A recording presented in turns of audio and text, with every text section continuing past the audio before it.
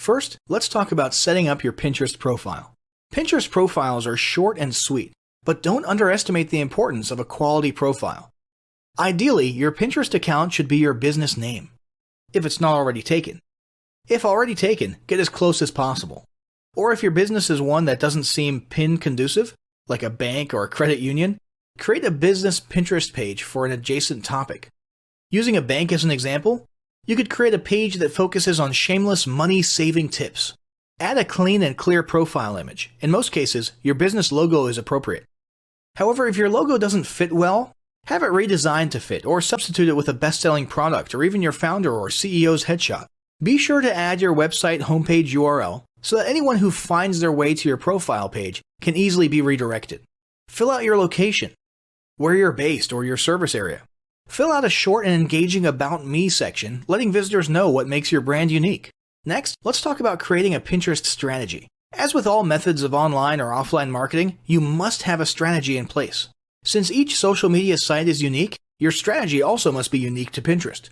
In other words, you can't just pre-schedule the exact same posts to Instagram, Pinterest, Facebook, and Twitter. That's not to say that there can't be some overlap, but each site is utilized for different purposes, so your content and strategy must reflect your purpose. Your first step will be to set some clear, specific, and measurable goals, as we discussed earlier. To begin with, you need to build your foundation. This means investing in creating an organized and relevant category of boards for both your shared pins and your original pins. Then you need to begin posting regularly to build your followers and number of pins. Once you have a foundation, continue posting at least 3 to 5 times a week with the goal of getting your website traffic from Pinterest at or above the average of 5%. To determine the percentage of those who transfer from Pinterest to your website, landing page, or linked URL, you should set up Google Analytics. You can also use your preferred analytics software or view the analytics provided by Pinterest. Your page must be set up as a business account to view Pinterest analytics. What you're looking for is which pins do the best so that you can create similar yet unique pins. Let's talk about setting up rich pins. Rich pins simply mean that you can provide in-depth context about your pin. There are currently 4 rich pin options: app, product, recipe, and article. For example, a product-rich pin could automate the current price featured on your website and might let the customer know if the product is in stock. You need to apply for rich pins, which is fast and approval is easy. Pinterest really just needs to verify that you're legitimate and that you have the basic metadata requirements. Next, there's promoted pins. The focus of this marketing guide is to help you design an organic Pinterest marketing plan, but we do want to make sure you're aware of all of your options. If you want to hyper-target your demographic, you can invest in paid promoted pins. Promoted pins increase engagement by 2 to 5% and drive more targeted traffic directly to your website or sales funnel or opt-in page. Your pay-per-click promoted pins offer advanced analytics and tips on what similar competitors are bidding on and which products are currently trending. The primary benefit of Pinterest paid advertising is that the cost per click is much lower than Google PPC. In most cases, you can bid under 50 cents per click and generate impressive conversions. Selecting your keywords is also far more intuitive. Now that we've talked a little bit about getting started on Pinterest, let's move on to Pinterest content ideas and best practices.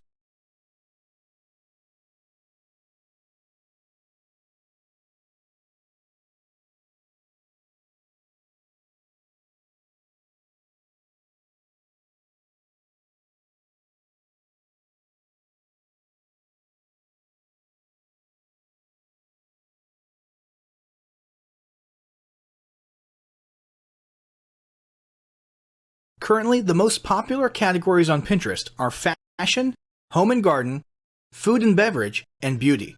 These are just general categories which could easily be used on Pinterest to generate traffic for a limitless number of products and services. In most cases, this is a good fit for business-to-consumer advertising or B2C. But don't write off your business-to-business or B2B just yet. You just have to get strategic and creative. When looking to build your boards, and for original content inspiration, consider the following. Repins. Repinning is the fastest and easiest way to bulk up your boards. Your category boards should be designed to inspire or educate anyone who visits your site. Even though a pin is repinned, you can add your own unique comment. Just make sure the source is always clear. Next, let's talk about the importance of adding the Save Pinterest button or widget to your website. This will increase engagement on Pinterest by neatly organizing content on your site that visitors want to refer back to on their board of choice. Once saved to their board, the save has the potential to be repinned. How will they know that they can repin website graphics to their Pinterest account? When they hover over the image, the Pinterest Save button will populate. Now let's talk about quote cards. Quote cards continue to be one of the most effective pins out there. With the long list of user-friendly quote card generators, you don't even have to have graphics design skills to generate a pin worth sharing. This includes seasonal quotes, questions by industry professionals, and even original quotes and phrases relevant to your target audience. For example, 3 things only a nurse would understand. Next, recipes. Like we mentioned earlier when we were discussing statistics, there's over 1.7 billion recipes on Pinterest. Now, you don't want to post recipes if they're not relevant to your brand, product, or services, but if you're in any way related to food, health, beauty, fitness, or home, recipes can be a part of your mix. Next, there's infographics. Infographics come in many forms and are a visually engaging method of delivering fun facts, educational facts, product facts, or any information relevant to your primary target audience. Again, you can invest in infographic software to design your own. The great thing about infographics is that you can post them to Pinterest, your website, blogs, online content, and your other social media channels. You can even print them out for offline marketing purposes. These don't have to be the typical long-form infographics. They can just be a little square with 4 or 5 facts. Next, there's visually engaging imagery.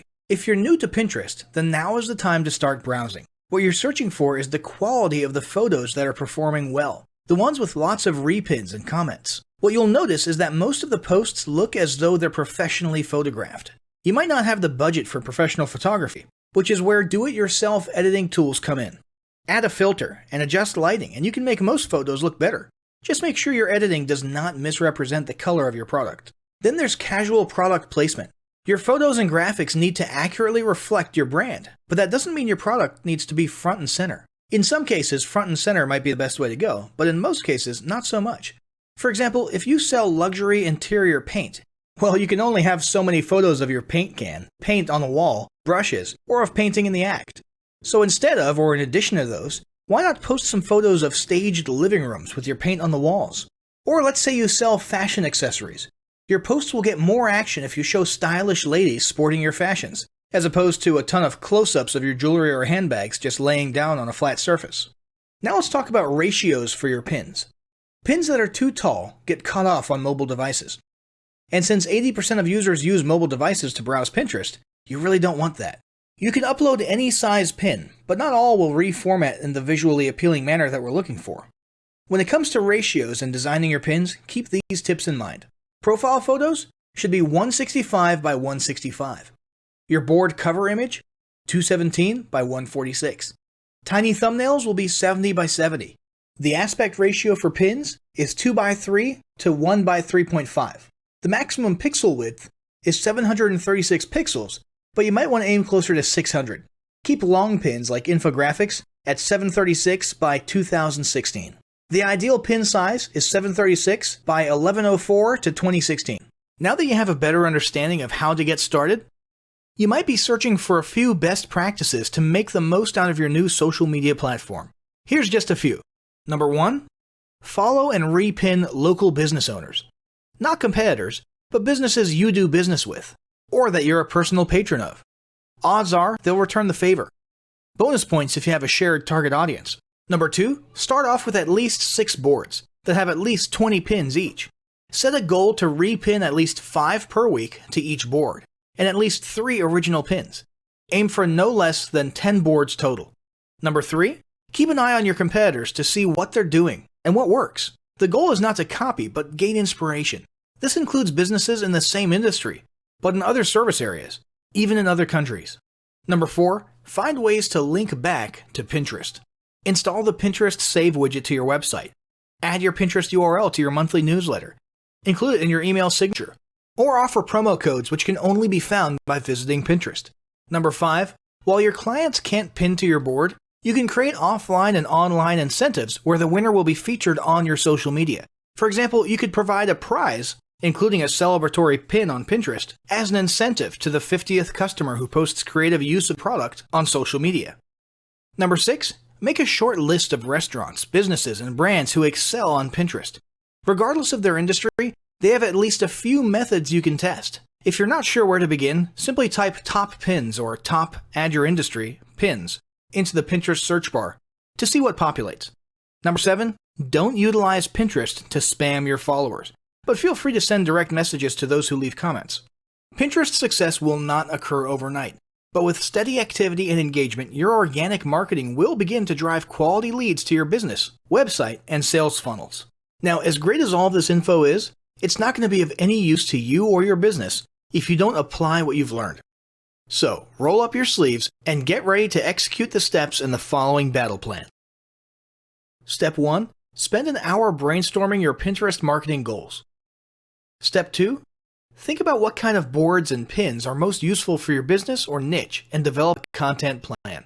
Step 3. Take 15 minutes to create and optimize a Pinterest account and at least 6 boards in accordance with what you learned in this guide. Step 4. Start filling your boards with pins, at least 5 each for starters, and begin implementing the best practices we discussed earlier.